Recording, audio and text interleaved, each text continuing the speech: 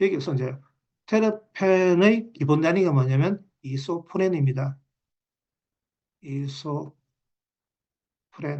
이소프렌이 두 개가 있는 게 모노고 세 개가 세스킨, 네 개가 디테르펜입니다.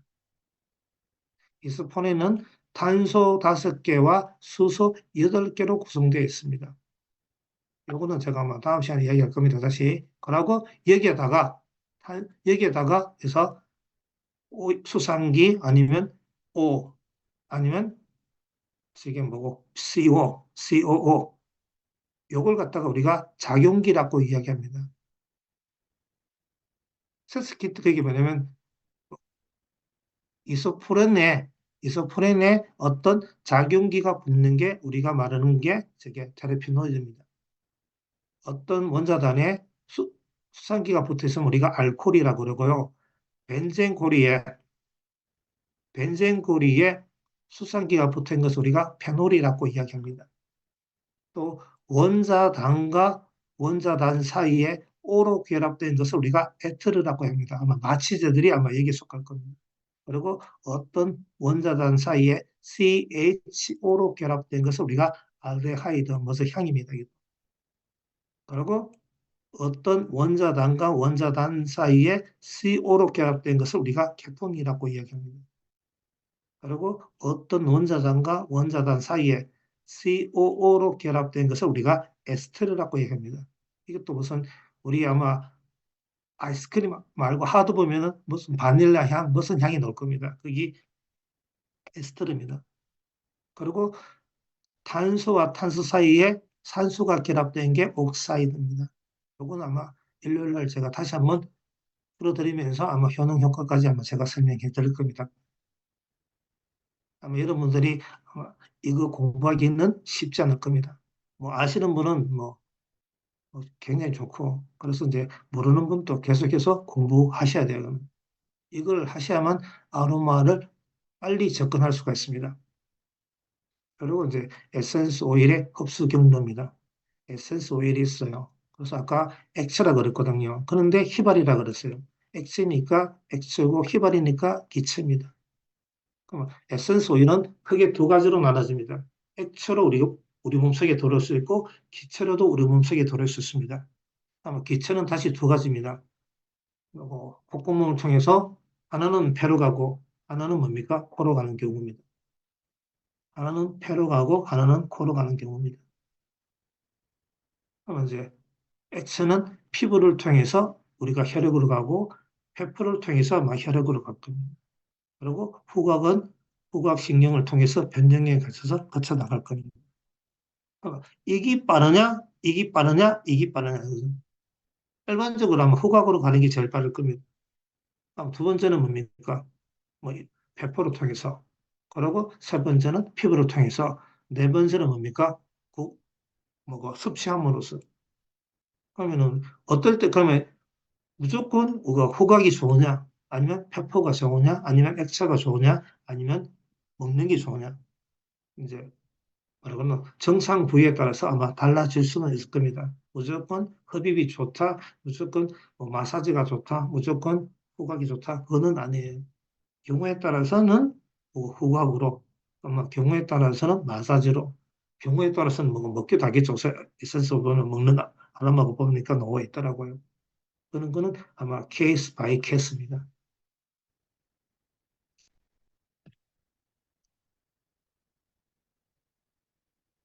시간이 되면 제가 다시 한번 요거 설명해 드릴게요.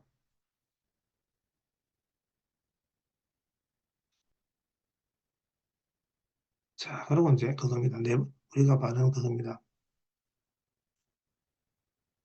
에센스 오일의 변화입니다. 앞에 있는 걸 갖다가 제가 다시 한번 설명해 드립니다. 에센스 오일은 흡수 경로에 따라서 결국에는 두 가지입니다. 혈액으로 가든지 아니면 대뇌로 가는 거 두 가지 방법밖에 없어요. 혈액에서는 우리가 이제 조직이나 기관으로 갑니다. 거기다가 이제 호르몬이나 자율신경까지 가겠죠. 이제. 그렇다면 에센스 오일이 혈액 속에는 어떻게 존재할까요? 할 건지. 또 여러분이 약간 이제 궁금한 게 이겁니다. 이제 섭취했을 때, 먹었을 때 우리 몸에서 어떤 변화가 일어나. 제가 이야기는 전부 다 교과서적으로 이야기합니다. 첫 번째, 에센스 오일은 혈액 속에서 어떻게 존재할 겁니까? 아까도 제가 말씀드렸지만 에센스 오일은 휘발성이 강하면서 뭐고 지용성이라고 했습니다. 그럼 지용성은 물에 잘 녹지 않겠죠. 그러나 아까 뭡니까? 알코올이나 지방에는 분해가 되는 유기화합물이라고 이야기했습니다.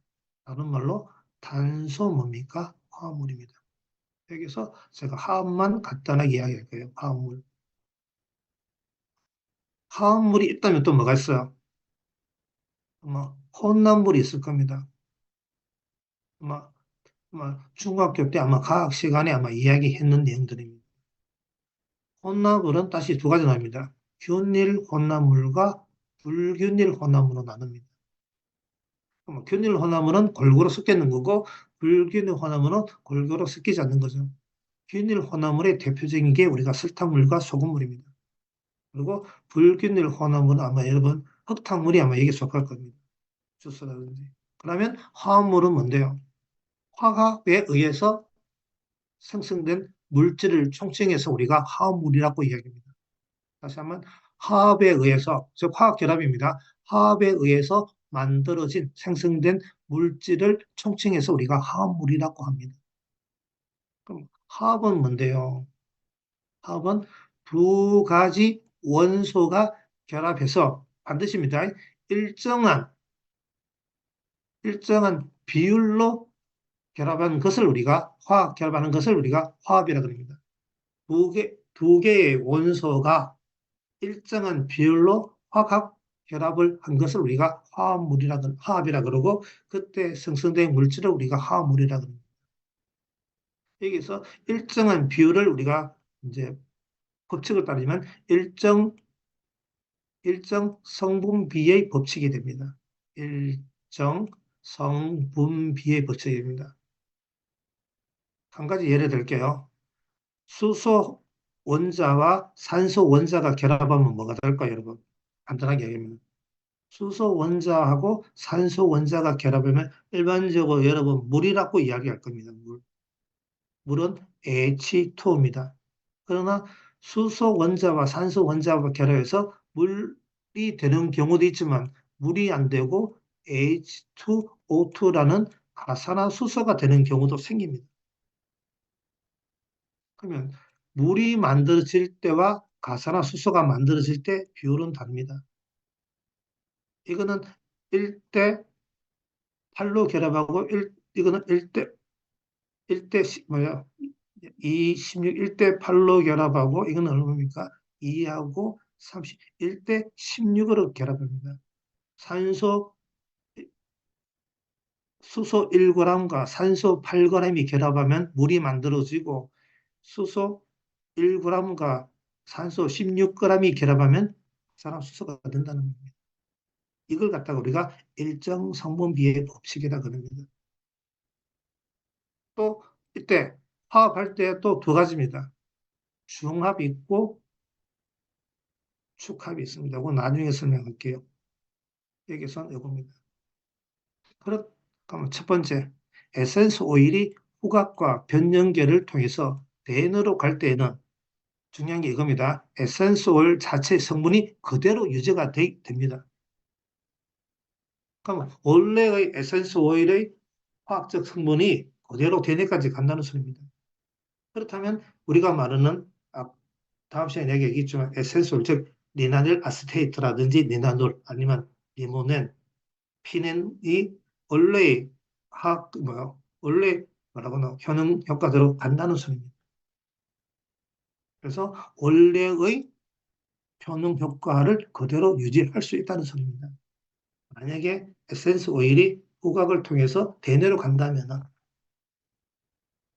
그러면 가장 이상적인 내용이 될 겁니다. 그러나 이제 그렇지 않는 경우도 생길 겁니다. 이거 기억합니다.